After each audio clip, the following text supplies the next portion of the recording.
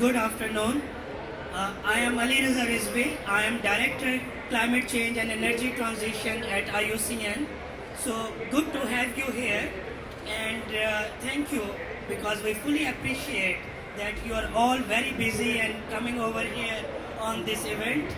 Definitely that shows your commitment to nature-based solutions for climate change. This event, where we will be launching the ENACT report, and then also that, we have the honor of Mongolia joining today. So I'll start with that, when all these terminology of synergies which just started at the Egypt presidency, Egypt and Germany launched ENACT, and that time, in 2022, it was realized that we cannot achieve climate objectives without having biodiversity and land degradation integral part of it. So since then, we are all working together with you all to make it happen. And it's great now, over 25 states and non-state actors are part of the ENACT, and we are driving this force behind the scene, both at the policy level, at track 2 policy level, through knowledge generation, as well as through policy influencing. So I won't go into those details, but now I first will go, keeping in mind the time we have. For the opening remarks will be by the co-chairs, and Egypt is being represented today by Ms. Soha Taher, Under Secretary of International Cooperation and UNFCCC focal point for Egypt. So Ms. Soha Taher for the opening remarks.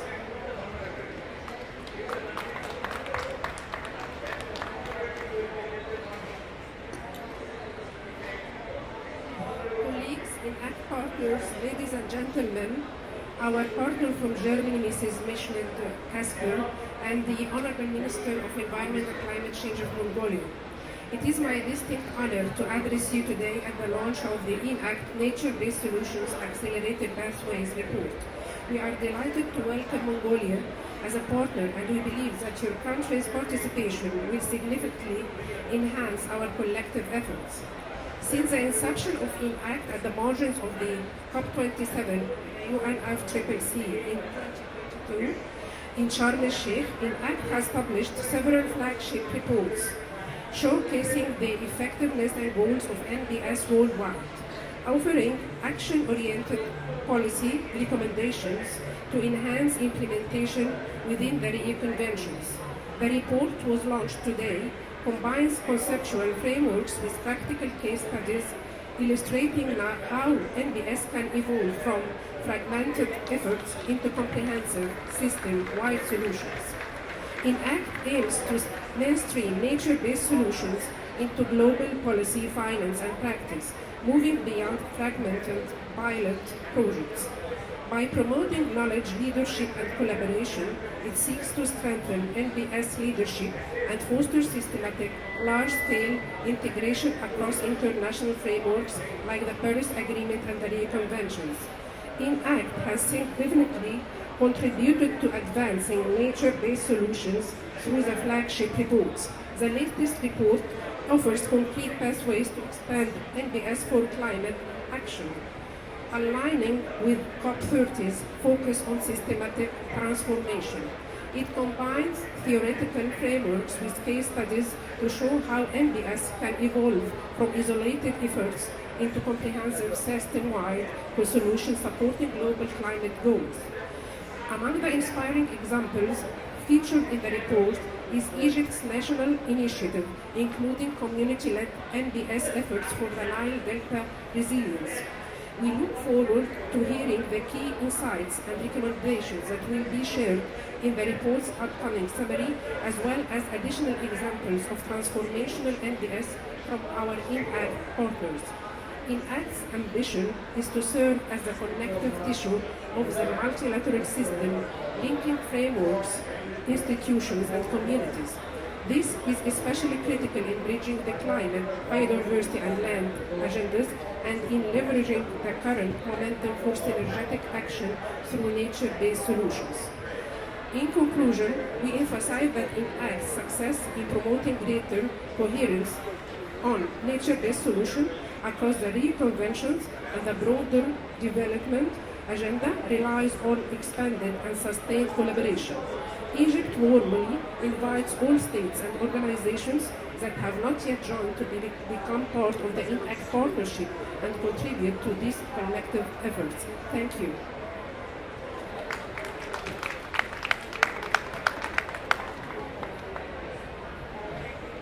Thank you, Dr. Soha. Now I have the honor of asking Ms. Machel Casper, Head of Division Climate Policy and Land at BMUKN.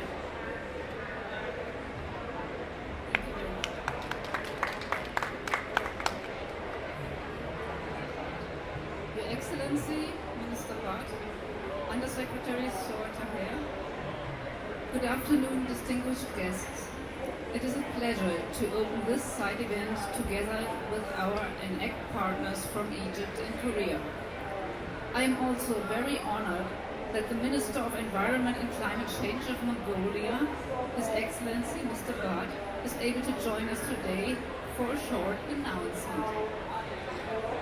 The ENACT partnership embodies the conviction that transformative climate action requires not only ambition, but collaboration across countries, sectors, and communities.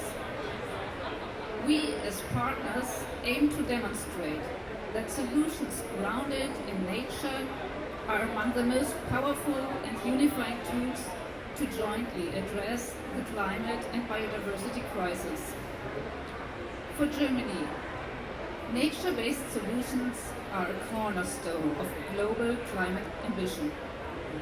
By restoring forests, revitalizing wetlands, and protecting coastal ecosystems, we create natural buffers against climate impacts, reduce emissions, and preserve the biodiversity on which our very well-being depends. ENACT offers an essential platform to scale these efforts, to share knowledge and innovation, and to ensure that local communities who act as custodians of nature remain at the heart of our actions.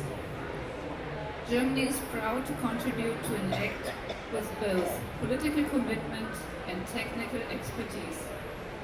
Most importantly, Germany is committed to working hand in hand with our partners from the Global South to ensure that solutions are rooted in local knowledge and deliver benefits for people on the ground.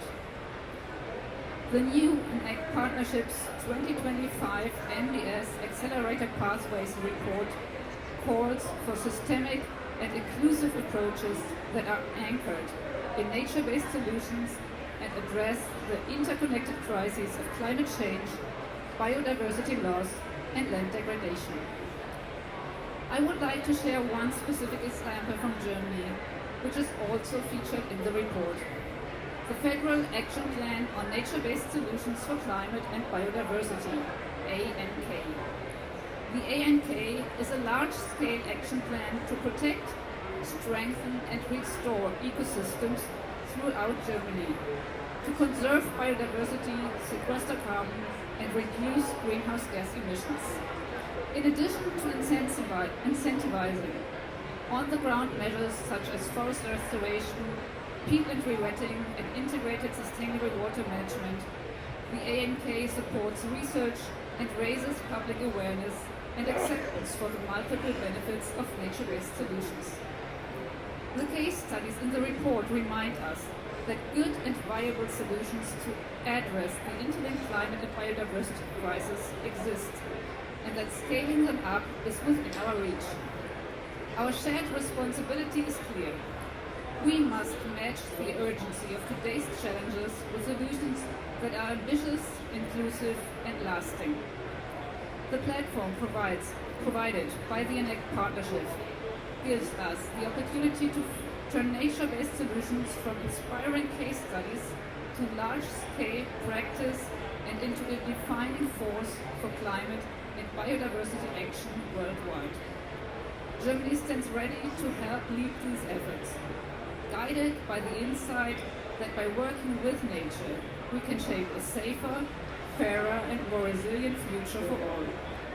And so, I am looking forward to hearing more on the findings of the ENACT report 2025 and your contributions to this discussion. By learning from one another and replicating successful solutions, we can accelerate the global shift towards a future where people and nature thrive together. Thank you.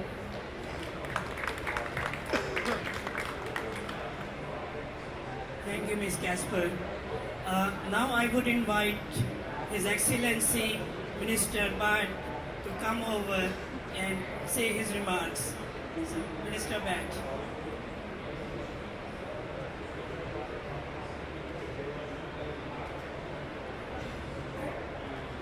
Эрхэмсэг ноён татагтай эрхэм төлөөлөгчдөө Монгол улс уур амьсгалын өөрчлөлтийг сааруулах арга хэмжээг дөрвөлж зориулсан ENACT үйлчлэлийн үйл ажиллагаанд оролцож энэ ENACT-д нэгдэж байгаадаа баяртай байна. Өргөн удам тал бэлчээр өндөр уулын экосистем хуурай гандуу газар нутаг хосолсон орны Монгол улс нь уур амьсгалын өөрчлөлт газрын дараалал биологийн холбооны янз бүрийн онцлог маш эмзэг юм. Тиймээс байгалийн хамгаалах уур амьсгалын хүчин чадалтай ахиулах тассан зохицол болон төсөөлөх чадвартай нийгмийг зохицох үндсэн суурь нь байгаль суурилсан шийдлүүд байх учиртай. Distinguished delegates and ladies and gentlemen, okay, now it works. So, dear excellencies, guests, my friends and colleagues, Mongolia is honored to join ENACT partnership from now on, from today, and it is my great pleasure to attending this event. As a country of vast grassland, mountain ecosystems and arid landscapes, Mongolia is deeply vulnerable to the climate change negative effects and land degradation, biodiversity loss. This is why Mongolia is pleased to join nature-based solutions, ENACT partnership, as well as the nature-based solutions must be central to protecting nature, advancing our climate ambitions, as well as building resilient communities. Монгол улс саяхан шинжилэн батлсан үндэсний NDC 3-гийн өрөөнд 2030 он гэхэд нийт хүлэмжийн ялгарлыг 23%, 35 он гэхэд 30.3%-аар бууруулахыг зорж байгаа. Бодлоготой уянтай холбоог сайжруулахаас гадна нэг тамтын ажиллагааг өргөжүүлэх шаардлагатай байна. Тиймээс Монгол улс газрын нэгдсэн төлөвлөлт болон байгаль суурилсан шийдлүүдийг өргөжүүлэх олон улсын санаачлагыг тууштай дэмжиж буйгаа илэрхийлж байна.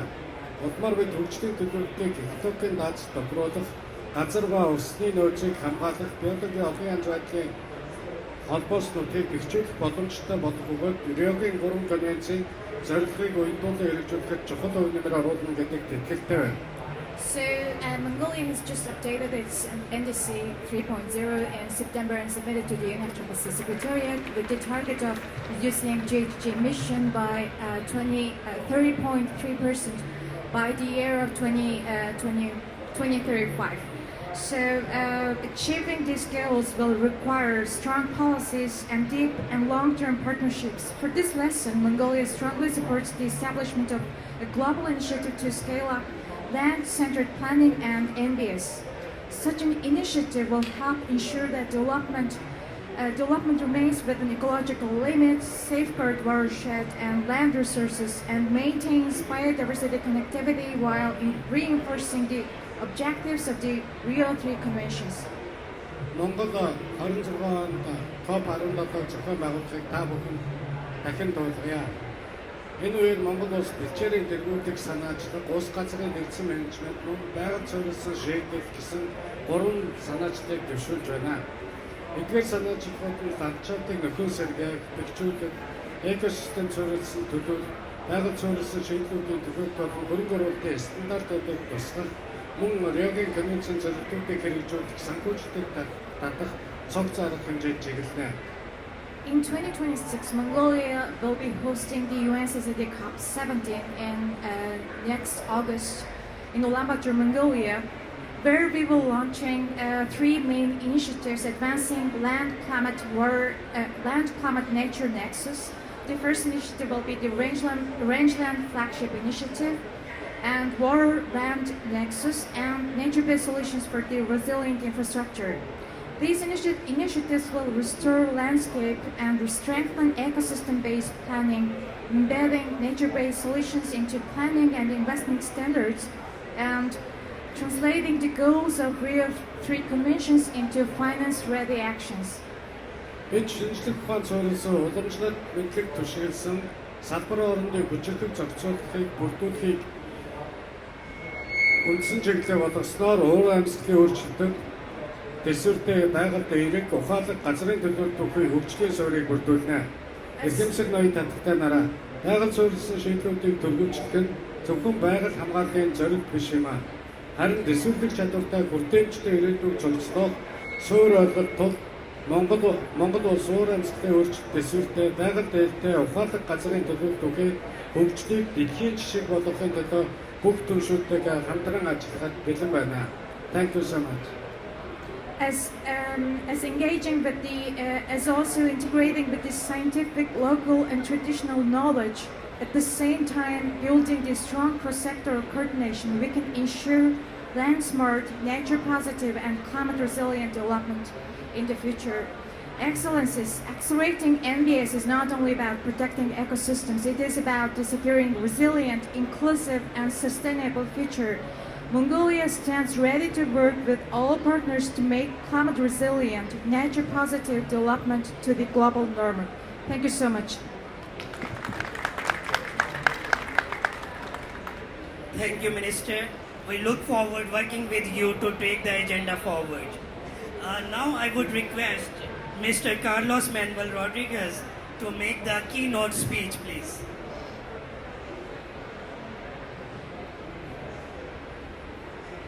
Thank you, Ali. Thank you, everyone. And for me and for the Global Environment Facility, it's a real pleasure to be here in the launch of ENACT. I think it was about time for all of us to be doing this. As a matter of fact, not long ago, in COP25, it was Madrid, myself as Minister of Environment of Costa Rica, I said, I'm going to make a trick on everyone in that COP, because I never seen an animal, a forest, or a green landscape in any of the UNFCCC COPs, and I brought a big banner with a jaguar. I put it on the screen, and I presented for an hour on why we should bring together UNFCCC, UNCCD, and CBD. And from there on, I think it has become normal standard to see nature in this COP. And this report really builds on that original idea from Costa Ricans about how we should be able to integrate much better. And I don't blame anyone who was in Rio in 1992 that came with the idea of 3 convention and a Agenda 21 effort without understanding that everything is intertwined. Last year, for example, I had the pleasure, now I say pleasure, but it was heavy. Last year I attended 5 COPs. 3 COPs from the Rio Convention and 2 other COPs from non-UN conventions. And at the end of the year, as I meditated about me attending 5 COPs, I was able to really understand that all 5 COPs were dealing with the same human challenge, which is the unsustainable consumption and production pattern. So, why don't we do 1 COP every 2 years with the 3 Rio conventions? I mean, if we do that, we take that step, we will be implementing the spirit of what ENACT is presenting today.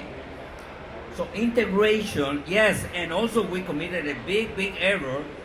The first big error, and I don't blame anyone, but I see it as an error, dividing in silos the way we should be addressing the challenge of sustainability. But also we committed a few other errors. We divided the world in the good guys and the bad guys.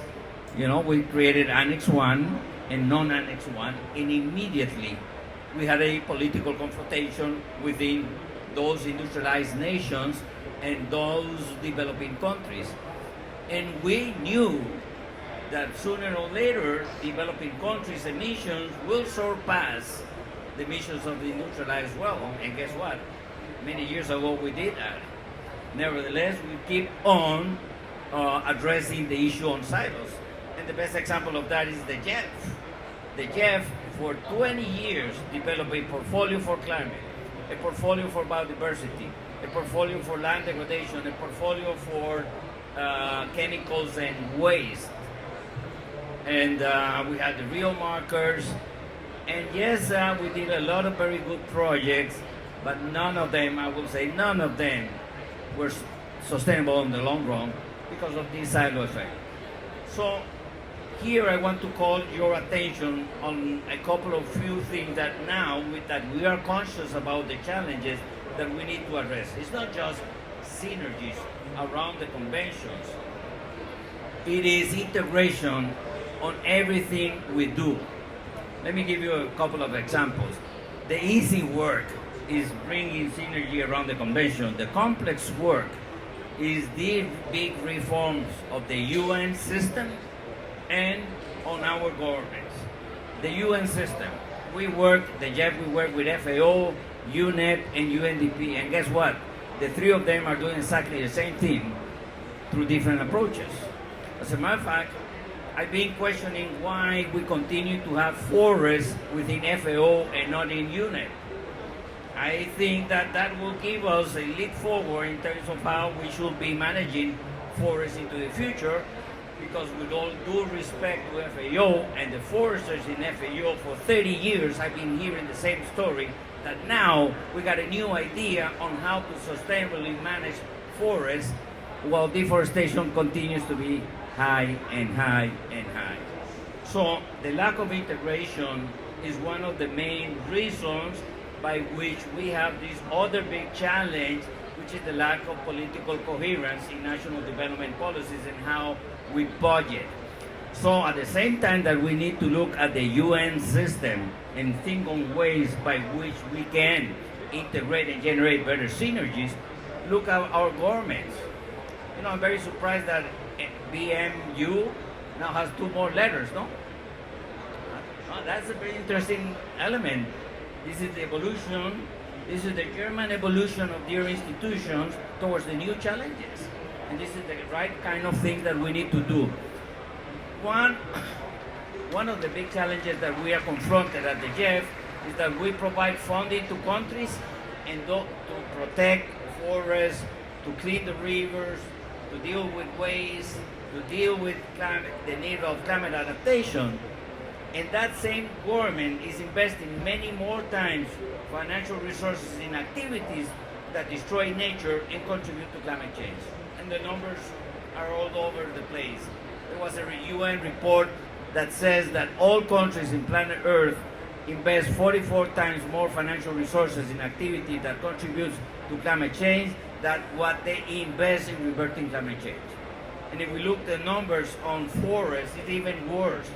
All countries invest 144 times more financial resources in activities that generate deforestation than what they invest in reverting the rate of deforestation.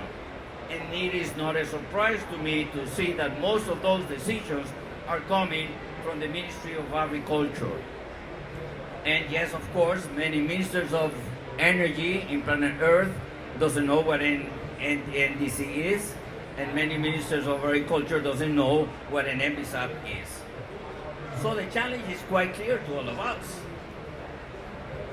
Being able to be on track with the target that we set in this convention and the other conventions is not a matter of putting money. It's a matter of coherence. It's a matter of how we try to solve from the central government the problems. We have divided the same way that we divided the Rio Convention in 3. When we see how governments manage natural resources, they are divided in multiple organizations, ministries or development agencies without a common understanding. We do a traditional division of We've set an agency for renewable resources, the management of renewable resources, and another agency for the management of non-renewable resources. And guess what? There is no coordination, there is no collaboration, there is no common vision. I remember once one friend, Minister of Environment of South America, one day having some drinks after a COP, she said to me, Carlos Manuel, you know what, I need to confess you something. The Minister of Agriculture is the biggest bully I ever seen in my life. He makes my life miserable. So I asked myself, how are we going to achieve what we agree in this COP when in the governments we got those structures that are not designed for impact and sustainable impacts?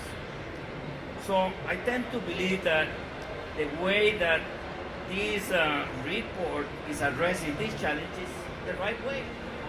I'm very happy to see that one way or another we are all recognizing, and the BMU example is a good one, and this is very new to me, and I would love to hear the rationale of why you're including additional elements.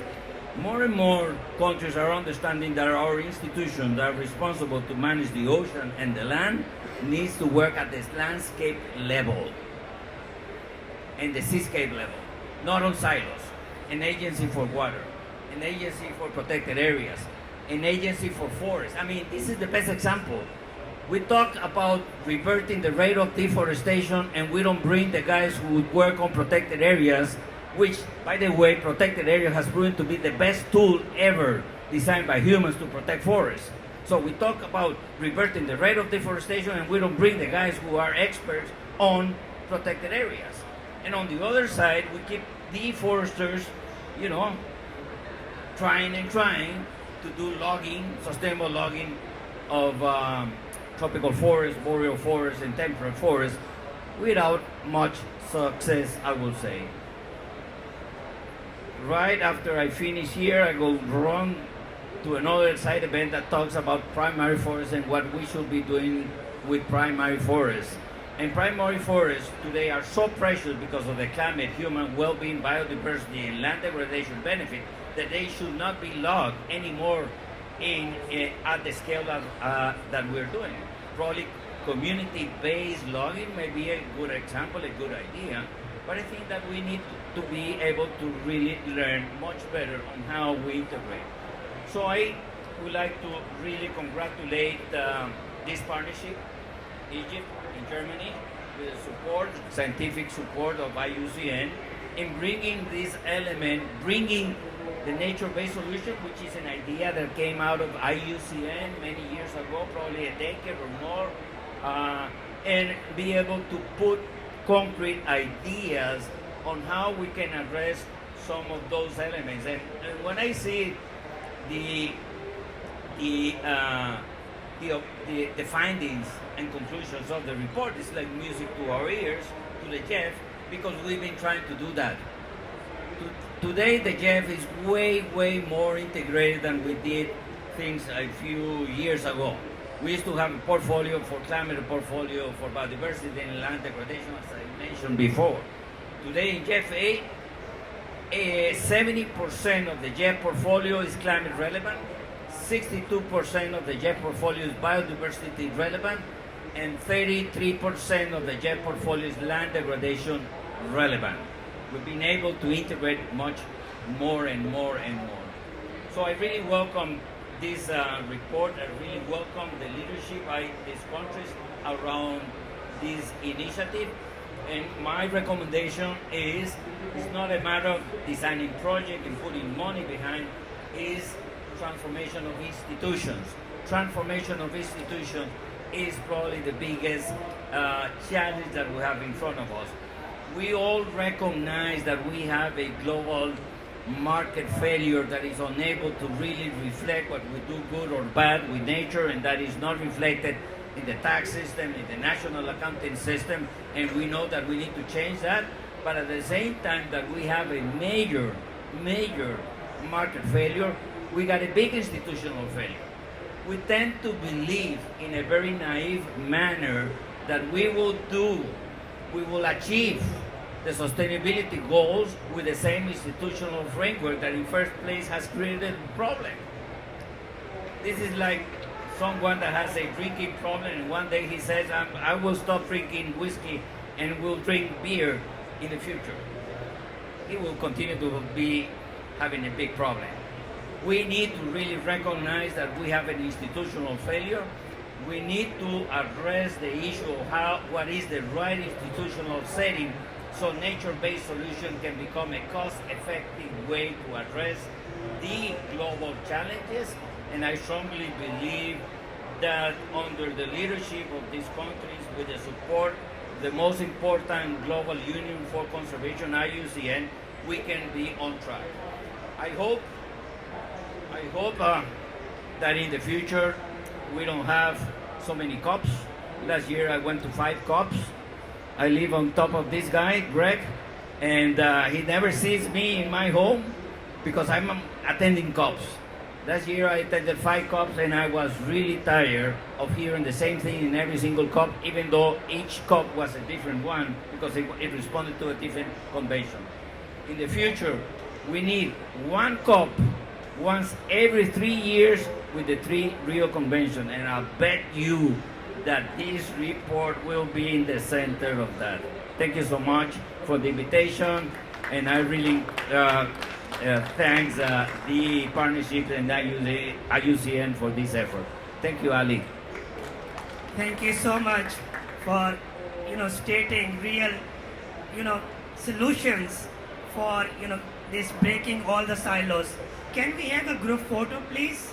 I'll request our panelists also to come over here and join us for a group photo, please, before we go for panel discussion.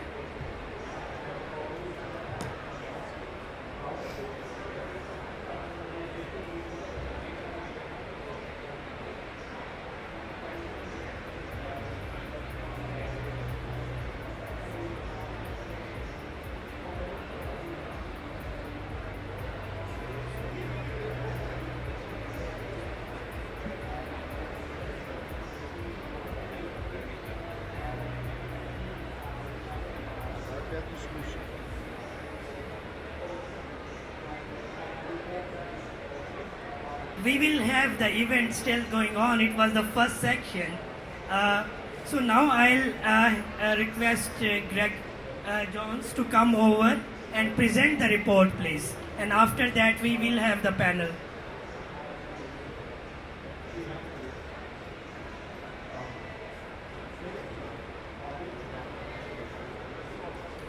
Hello everybody. So I'll keep this fairly brief, but we wanted to give a moment just to present some of the key findings and the recommendations that came from the report. And of course, as Carlos there touched upon in his intervention, the main aim here was to look at how MBS can support transformative change and what potential it has for both biodiversity, climate, land degradation, positive outcomes. So I'm going to run through some of the key areas that we have here. Firstly, before I start off, since its launch in COP27, ENACT has really positioned itself as a leader in knowledge generation, producing publications that both inform the global MBS agenda and showcase the achievements of our partners. So before turning to today's report, I'd like to highlight a brief snapshot of our previous reports, so the 2 main ones in 2023 and 2024. As you can see here, the first one was the State of ENACT MBS Goals report, which detailed the progress towards achieving those goals and highlighting partner implementation in that regard.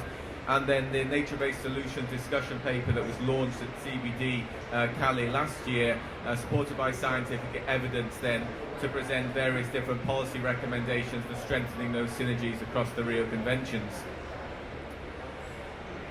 Today's report, and the QR code is there on the screen. There'll also be a chance later on in the presentation to also nab that QR code again. But for now, it's the report that we're launching today is the MBS Accelerator Pathways report. And really the backdrop to this is that, and indeed really the work of the ENACT partnership at large, is the reality of the interconnected planetary crises that we face. And as many of our previous speakers have astutely outlined, these challenges are accelerating and they are deeply interlinked, and they demand integrated responses in order to tackle them and to transcend traditional policy silos and ensure that we have the sort of systemic transformation that we need. Nature-based solutions, again, as was highlighted in the top of this event, increasingly are recognised as a strategic response to these challenges, and they offer a unifying framework that aligns the various different Rio Convention agendas and providing co-benefits for people and nature.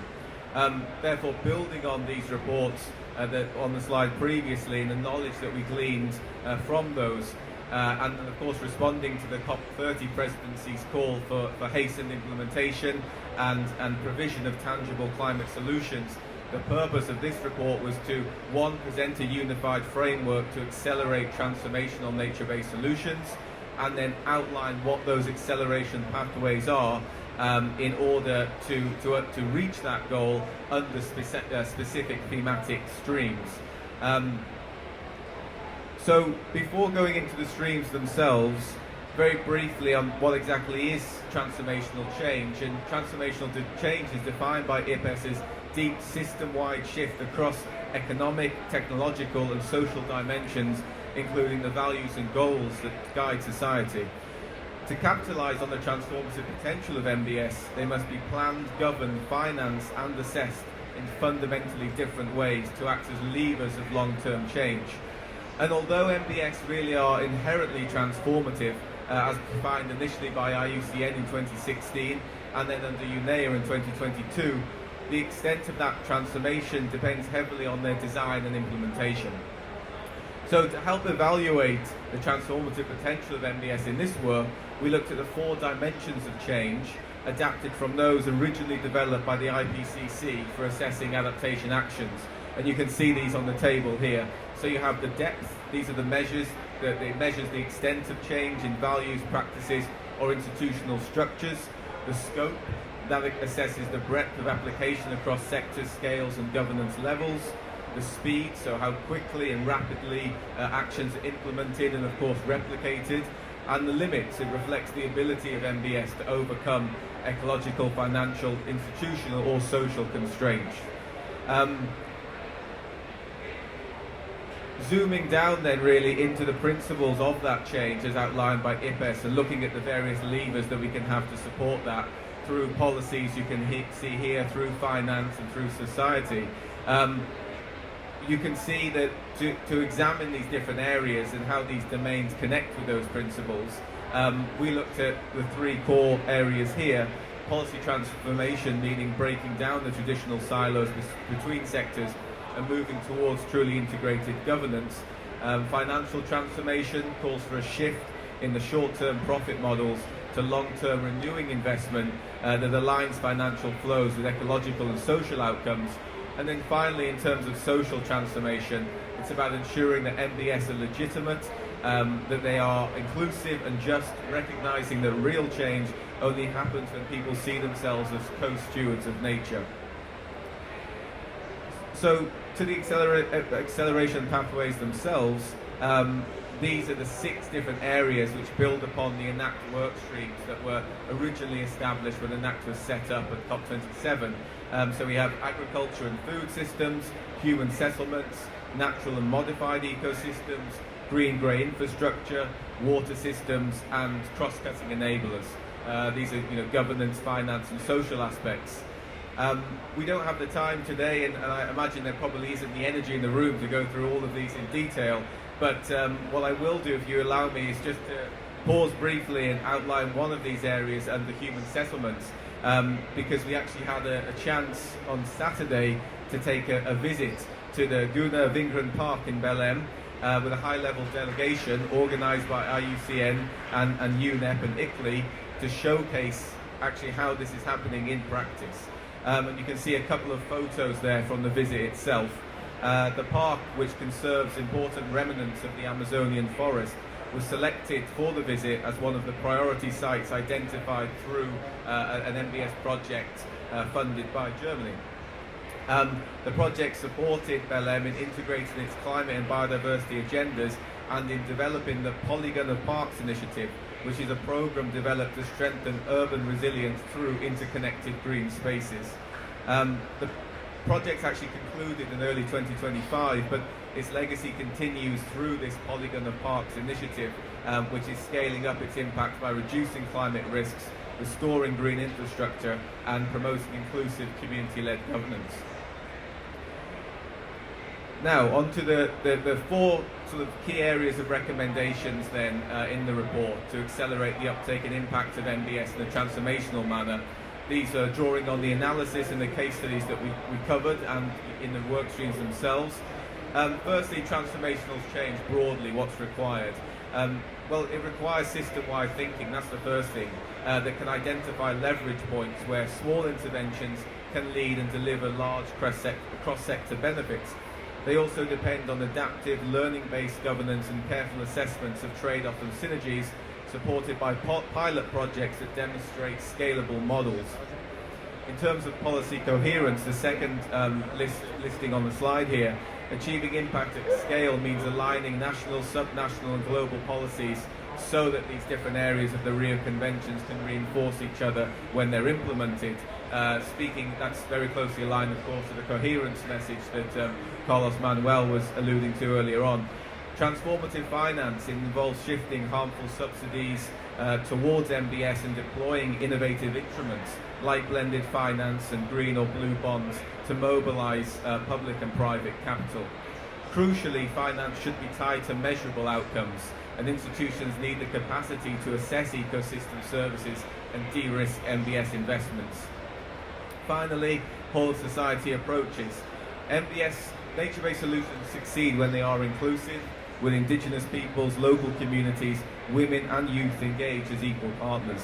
Securing rights and tenure, integrating gender and social equity, and promoting knowledge co-production and ecological literacy help build long-term stewardship.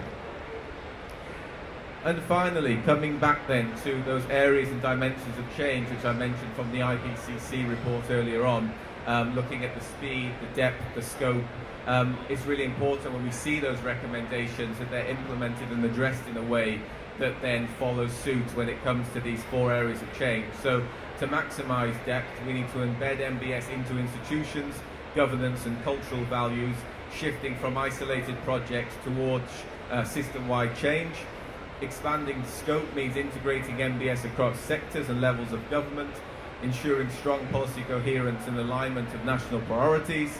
And finally, reducing barriers requires confronting power imbalances, equity challenges and financing gaps through inclusive governance, innovation and targeted support. By grounding recommendations in these dimensions of change and illustrating them with these case studies that we'll soon hear from some ENACT partners that are with us today, the report provides a roadmap for policymakers, funders and practitioners to move from incremental progress to bold systemic transformation through nature-based solutions, thereby addressing climate change and interwoven global crises, and crucially restoring our relationship with nature. Thank you.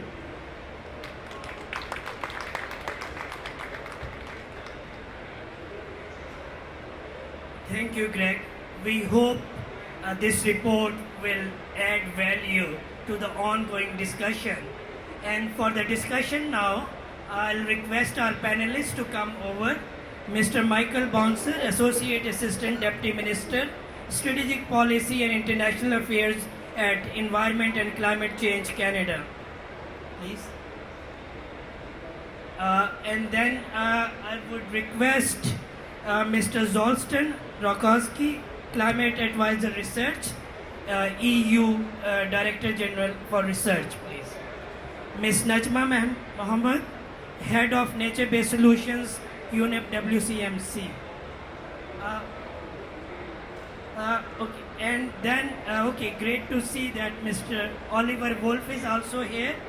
So, would you join us, please?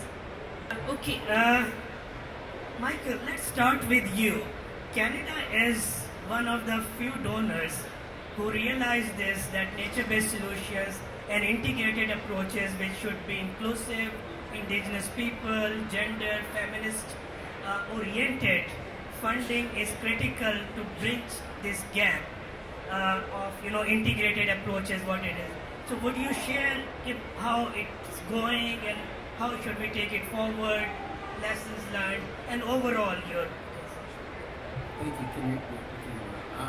Look, that's a great question. It's an open-ended question. It could go in many directions. Let me just say a couple things about what's going on domestically, and then perhaps a few words internationally. And I promise I won't speak long. But how's it going? I think it's a process of continuous learning, to be honest.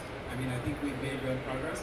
I think we understand domestically that if we are investing in nature-based solutions, if we are investing in national adaptation, we are intrinsically investing in climate action, and vice versa. But we have to be able to get those things right. We have a minister. We now have a minister who's responsible for nature in our system, and that's brand new. In the past, that minister was responsible for environment, climate, and nature in its totality. But recognizing the importance of this file domestically for Canada has been very, very, very important. I think we've been proud to be part of this initiative for a long period of time, and since its inception, in part because we think that we have lessons to learn from panelists, and I've learned a great deal even from the report today. And I'm proud to say that one of the examples that is highlighted in the report comes from the Caribou Carbon Solutions Project located in the province of British Columbia. And again, it's an area we're learning, it's an area we're growing, and it's great to see that has been captured in some of the reporting that's going on today. How's it going internationally? I think, again, it's a process of learning. We're growing, we're getting better at it. Financing is starting to come at a better scale, but we need to continue to work to make that sustainable over time. We need to be sure, for example, as we think about financing, we think about private capital mobilization as well in the financing. How do we be sure that investors can invest in nature-based solution projects and initiatives and ideas? And that's something that I think that's an area of growth, an area we have real work left to do. But when I come to COP and we talk a lot about cooperation and coordination and multilateral action, I think what I think about the most is how do we take what we learn here and bring it back to communities where this work is ongoing, because we know that the real action is happening. There's action at the national and international level, but it's in the communities. And how do we take what we are learning, apply it in a community setting, make a real difference, and then bring that back and say, here's what we've learned, here's what went wrong, here's what went right, and here's what we're learning along the way. So that's a bit of a general answer to the question, but that's kind of where our headspace as a government is right now. So would you add about the example, the case study from Canada, that how that was integrated? Well, look, I mean, it's just, again, it's an opportunity to demonstrate what work is happening at the subnational level too, in provinces and in local governments as well, and how we try to bring that together and have integrated approaches. And you mentioned off the top inclusivity as well. For Canada, it's tremendously important that we are learning and growing and working with Indigenous communities, our national Indigenous organizations. We know that the work that they do is intrinsically important, and the learning we get from that is intrinsically important to be sure that we find sustainable nature-based solutions in our own countries. Those are some of the areas where we see real examples. We're really trying to make good progress. Thank you, Mike. I'll come back to you, Mother. Oliver, how Switzerland national NBS governance empowering local authorities to NBS, which could be tailor-made for their requirements? Can you hear me well? Yeah, it's fine. Okay, so no, thank you very much. Thank you very much for this question, and to start addressing that, I would like to start a little bit with the broader picture in Switzerland and how the situation is, and then how we bring that down to all the governance level, up to the local communities. And last week, the number plus 2.9 degrees in warming struck the Swiss population. We actually are already now beyond the Paris Agreement set targets, as due to our landlocked position, due to out of topographic reasons. And in such a world, and nature-based solutions are not just a nice to have, so they're really a must. And that's why we have in our small country with 26 states, with more than 2,900 communities, right? This is also challenging out of a political governance perspective. we try to bring policy and action together, and we try to build bridges. And I can provide you with an example. Here, for example, at the moment we are merging our wood policy with the forest policy, meaning into one integrated forest and wood policies, also taking into account different sectoral policies. And why that? So we think, you need to look at the whole system, now at the forestry example, a whole system of forests and wood, that you effectively can leverage nature-based solutions down to the local communities. And then again, we have a federal system, meaning the state, cantons, and the local communities. And in this process, in this development process of this policy, we engage all the cantons, also representatives, also from communities, to get their voices, to get a consensus already before we then introduce the policy and the related action plan. This maybe as an example. Thank you very much. Thank you. Yeah. Okay, no, I understand. Yeah. Well, thank you so much, Michael, coming over. Okay. So again, Zoltan, what do you think is how Horizon Europe is trying to integrate nature and climate? What are your experiences in this regard? Well, thank you for your question. I believe you can hear me now. Yes. First and foremost, just to explain myself, I'm placing a colleague who is shown on the screen above me, who has been called away by negotiation duties. And she is from our Directorate General for the Environment in the European Commission. I am from the Directorate General for Research, but we work very closely together. Now, most of the questions and the issues here relate to our environmental policies, how nature-based solutions are integrated into EU policies. It's done partly through our biodiversity strategy, which applies to the whole Union, of course, which has a number of specific objectives, including on nature restoration, which has some specific time-bound targets, for instance, for 30% of the most degraded ecosystems to be restored by 2030, but also if we go longer into the future, it goes eventually to an ambition of restoring all degraded ecosystems. Specific targets also for wetlands, peatlands, which is very important, and that brings together the different aspects like nature, biodiversity, but also climate, very carbon intensive, carbon-rich ecosystems, and water, which is a major challenge in light of climate change and otherwise. So we are trying to do this integration across not just environmental policies, but to make sure that it's also included in other policies like regional policy and the development strategies of our member states.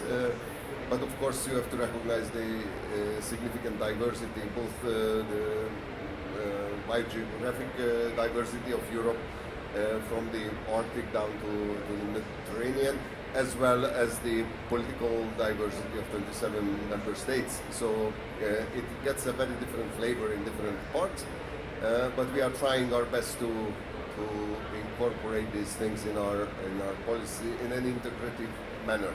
And one example is my own DG, where as I mentioned, I sit in DG Research, and it sort of rhymes with what we heard from the presentation earlier, that it's important to integrate things. I'm in a unit which includes both biodiversity and climate change, and we work on these things together, although not necessarily from the same pot of money.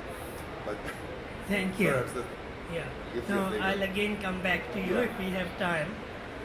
Najma, how can we better co-create knowledge pathways to enhance the transformation potential of NBS? As we see, we are talking about it, but there are still gaps. So how to maximize the potential? I mean, I think picking up with a very inspiring keynote is that we are looking at the pull factor for nature-based solution is the integration of the social, the climate and the biodiversity mandate. But that means that we have to look at data, knowledge systems and our understanding in an integrated way. So I think definitely for us, I mean, UNEP WCMC, UNEP's Center for Excellence on Biodiversity and Nature's Contribution to People, we are biodiversity strong, agency, but I think working on nature-based solutions has pushed us to start to connect the biodiversity to the social and the climate vulnerability, to be able to understand, what the best way is to design and nature-based solutions. I wanted to share one example which I think really illustrates this very well, is an example in the Caribbean, where we are yet to reach out to our partners in Jamaica, but with 3 countries in the Caribbean, Jamaica, Antigua and Barbuda, and the Dominican Republic, on designing ecosystem-based adaptation projects. And it's been an incredible journey, combining scientific analysis with local knowledge and understanding. It's been a project where we needed to embrace adaptive management, which I think is a transformation in management in itself, to cope with the changing climatic conditions and the vulnerability of the region. So I think it's bringing together, the data, the knowledge, the understanding, and I think that requires not only political courage but scientific courage, to get out of your comfort zone as biodiversity and climate scientists and embrace the understanding, because nature-based solutions are very context and ecosystem specific, as we've learned, throughout this project. So I think that shows one transformative angle. Another one that we've just wrapped up today is actually working with WWF to scope the development of a technical support platform, which is a knowledge, platform to support countries to scale nature-based solutions for adaptation again. But it's pushed us to begin to engage with policymakers, with practitioners, with the financial community, with financial institutions, in a way that we can begin to bring together that different understandings and find that sweet spot, I think, that we're trying to find in nature-based solutions, to find the solution that makes sense financially, so that we can fund it, that obviously has ecological integrity, so with the best available scientific knowledge and data that we have, and that meets a societal challenge, which means that we need to understand, who's going to benefit from the nature-based solution, what is it going to address, and so to be able to monitor that, and to take that same thinking, that integrated thinking of the data and the evidence right through to the monitoring, so that we monitor the effect. If NBS promises to deliver on multiple, benefits, we need to track and make sure that it does actually deliver on that. And so I do think it's been quite a journey for us as a team, working with partners, across the world. That is our model, a partnership-based model. And it's been, I think, very enriching experience to work on nature-based solutions. It requires interdisciplinarity. I think the courage to listen to data and evidence that you might never have engaged with before. But I think that's the really exciting, part of working in this area. Thank you, Najma. Before I come with what barriers you facing in your respective work, you may think about it while I see if there are any reflections, observations, or any questions from our audience, or anything you want to share. Anyone, what work you are doing, is it integrated or still we are siloed? Because that's the way, we all are working, as Carlos is saying. We have a unit for biodiversity, we have a unit for climate and other, and we get so busy we don't even interact. We don't, whereas the world problems are all interconnected. We cannot address issues without addressing other things. So please feel free, I'll come back to you also again, give any other observation or something, so feel free, don't worry, is it, because it's an area where we are all struggling. Please don't think we have solutions, we have measures which are working towards, integrated approaches. We are far away from solutions, we just are attempting to do things. So don't worry if we don't have anything which is successful at scale. So even we are still, advancing step by step. So yeah, Oliver, what barriers or any observation? Yeah, but just would start with the observation, which would me then lead to barriers. But we heard transformational change, we heard adaptive management, we heard challenges regarding finance, regarding the valorization of nature-based solutions. So again, I would provide an example from the forestry space. So once those forests are key nature-based solution, and secondly, I'm a forest policy officer, so I can provide you with more concrete examples. But in Swiss forests at the moment, complementary to protection, complementary to conservation, is sustainable forest management. But this sustainable forest management, we evolved over the past, I would say, 150 years, from sustainable forest management to multifunctional forestry to close to nature forest management. And right now we talk about and we try to foster, and yes, it is really challenging, we try to foster close to nature and adaptive forest management. As our forests, the nature-based solution is under huge pressure due to climate change. We have huge increase of mortality, forests risking to become a source, ecosystem service provisioning risking to be reduced. And so how do we try to address this barrier or challenge, if I may? So we are really trying to think about doing projects, engaging with stakeholders and communities, states, on how to evaluate, how to valorize the forest ecosystem services, because when you can evaluate, then you can valorize those, or even you could just use the information for policy making.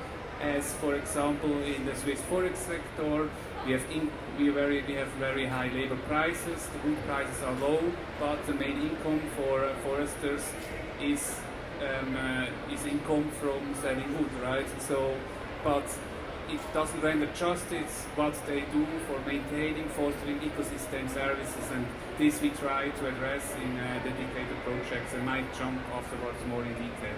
Thank you very much. Oliver, wonderful observation, because at one time we see all over the world that ecosystem services are on reduce, are reducing by the forest, by wetlands, by all that. So how nature, which is also at the receiving end, can sustain its ecosystem services? And here we're talking about nature-based solutions. So that's a very critical thing. And I think Zoltan, you being from the research, I think we need a lot more research to get into this sort of thinking. Pressure is increasing, as Oliver said, on the ecosystem services, and ecosystem themselves are due to temperature change, rainfall pattern changes, heat waves, wildfires, also at the receiving end. Any general ideas? How can we move forward?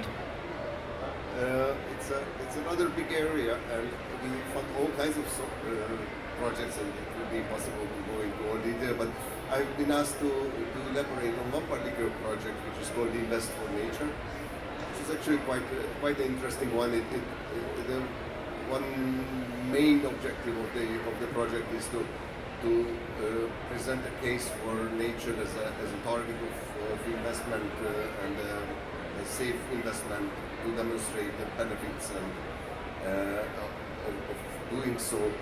So it includes several components. One is a rather comprehensive economic valuation of nature services, which is not just provisioning services and all that, but also avoided damages and avoided costs.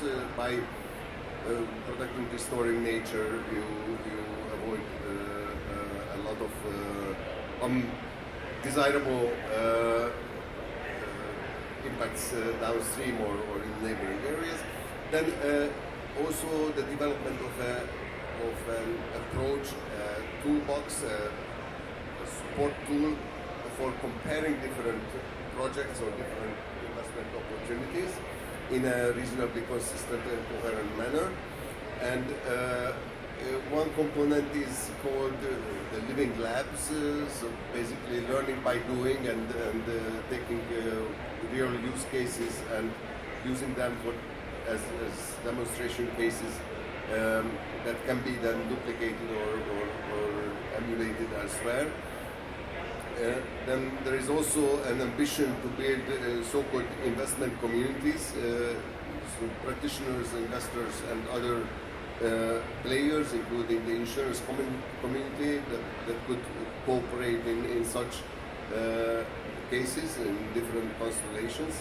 Insurance is very interesting here because they are often interested not so much in the project area itself, but the sort of like downstream benefits of such investments and how that could be somehow either monetized or otherwise brought into an economic calculation and valuation of the action. And then that's more or less sums it all up, what this project does. It's not a very small project at around 5 million euros, but also not a very big one given the diversity of actors and countries and the multidimensional nature of this action. So it is a rather ambitious one, and it's still ongoing. I unfortunately cannot present the actual results right now, but this is one example of the kinds of things that we try to do and which we hope will have a positive impact beyond the project itself by providing tools for others to take on later on. Thank you, Zol. Najma, any other observation or how science, data, that can, because many a time, projects are implemented in the field by practitioners. Are those well informed, or are decision taken based on science and data? What's your observation?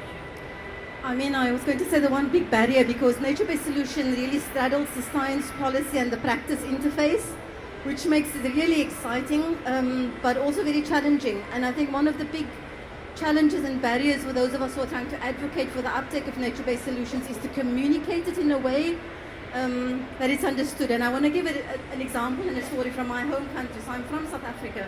About a decade ago, it was before I joined UNIWCNC, we started working with quite a very big, one of the biggest catchment areas in South Africa. And we work with the South African National Biodiversity Institute, the sort of biodiversity research Center for Excellence in South Africa, and thought, how are we going to communicate that this catchment has been over-engineered? We've tried all engineering solutions, it hasn't worked. There was no nature-based solutions concept at that time, by the way. And the Sandvik coined this term called ecological infrastructure, because most of the people that we were dealing with were the engineers, the municipal officials, a few municipalities, 3 or 4 had jurisdiction over that catchment area. And this term of ecological infrastructure actually communicated very well to all of the engineers who know infrastructure, that nature can provide these services, in a way that infrastructure does, but it needs to be protected and maintained. When you get to the maintenance and operations side of infrastructure, you have to do the same with nature.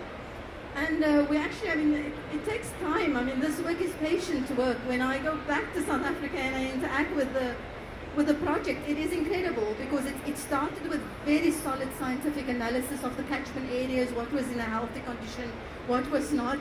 We mapped the governance, who's got the management of the different areas of the governance, and then we mapped the money, who's going to spend and invest in this catchment. And it was a wonderful project, a collaboration. And actually, yeah, I would say we need to invest in the collaboration processes, because often with nature-based solutions, you're bringing together multiple stakeholders that have not perhaps worked together before.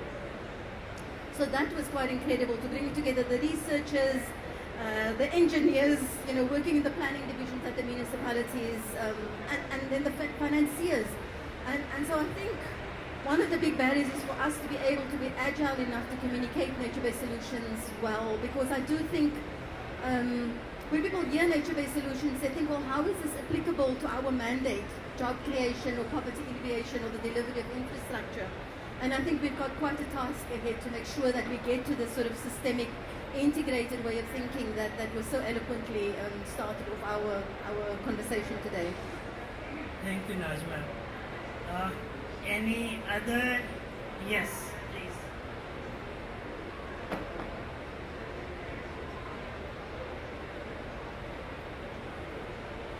Thank Thanks very much, Ali, for and panelists for the great talks. I've seen that maybe the experience from sub-Saharan Africa is not there. I just want to share a couple of them. The current projections show that we will be losing between 35 to 50% of crop yields in Africa going forward due to climate change. And we are seeing that all our countries have committed to GBF targets. We are going to restore 30%, target 2. We are going to conserve 30%, target 3. You know, if you balance all of this, we see that we will have to lose some of the forest and intact ecosystems at the expense of agriculture, because we are having a growing population. Climate change is eating our yields, and as a matter of fact, trees will be cut down. Where I want to come into is that in Africa we really need big support in terms of even mainstreaming harmonizing the policies to make sure that the NBS we are talking to is a priority to the countries. And to reach to this stage, they need numbers. I have been working in Africa for the last 25 years with governments across Eastern and Southern Africa. But you will find very few countries who consider tree planting as a GDP contributing activity. They will tell you, no, that is from the grants, go find donors. Well, as we can't invest as a Minister of Finance into that. It doesn't contribute to our GDP. So they need to understand this.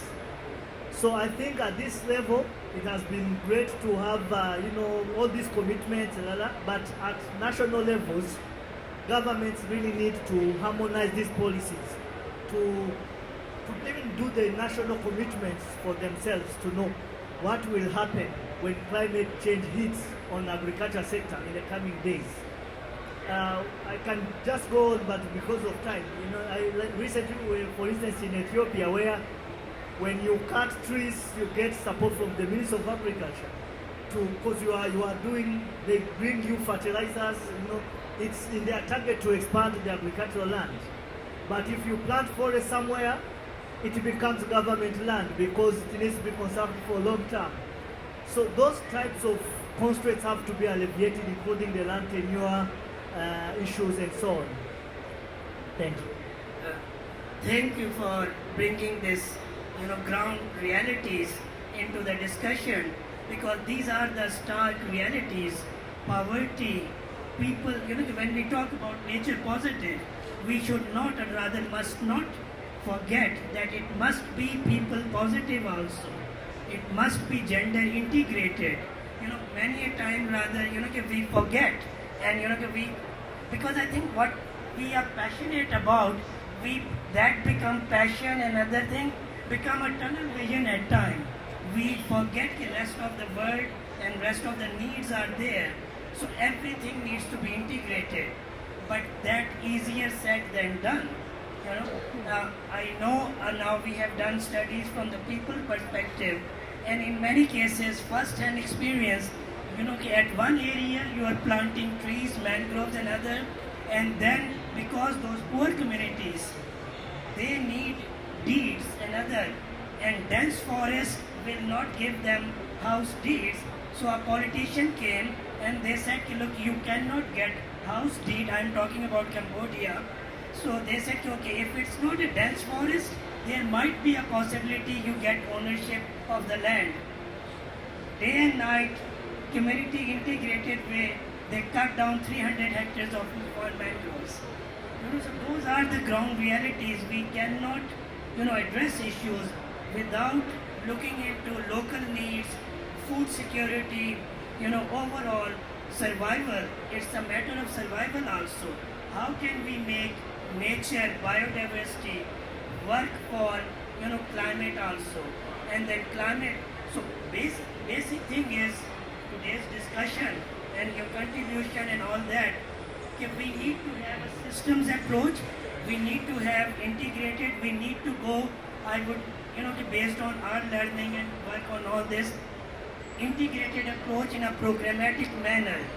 project-oriented approaches will not help us resolve today's issues, because the problem is projects come for a specific area, and in developing countries, main problem is that, as you said, forest department will have maybe human resources, vehicles, but activities and vehicle gas or petrol for vehicles come from donors' money. Then the activities do not take place. And activities take place in a project-oriented approaches, they fizzle out.